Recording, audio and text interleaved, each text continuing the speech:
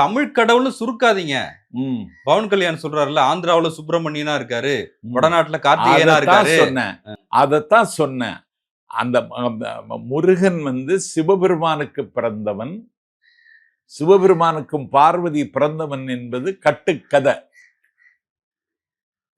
கேளுங்க, முருகன் பாலசுப்பிரமணியன் ஆனதும், முருகன் தண்டாயுதபாணி ஆனதும், முருகன் கோவணாண்டி ஆனதும் இதெல்லாம் இவர்கள் திட்டமிட்டு கட்டி விடப்பட்ட கதை. இந்த திருவிளையாடல் புராணம் அது உண்மையா?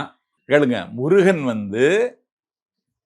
தமிழர்கள் முதல்ல வசித்த இடம் குறிஞ்சி நிலம். குறிஞ்சின்னா மலையும் மலை சார்ந்த இடம். அங்கதான் வசித்தாங்க.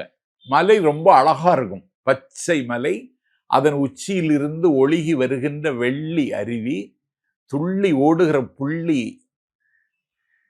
மான்கள், புள்ளி கலாபம் விரித்து ஆடுகின்ற தோகை மயில்கள், கீச்சு கீச்சு என்று சத்தம் போடக்கூடிய அணில்கள், குக்கு குக்கு என்று கூவுகிற குயில்கள், தாவி தாவி பறந்து செல்லுகிற குரங்குகள் என்று மலையும் அந்த அழகும் மிக ரம்மியமாக இருந்ததனால், மலையே இவ்வளவு அழகாக இருக்குமானால் இதை படைத்த இறைவன் எவ்வளவு அழகாக இருப்பான் என்று கற்பனையாக ஒரு அழகான வடிவத்தை செய்து தமிழர்கள் வழிபட்டார்கள். அவன்தான் முருகன்.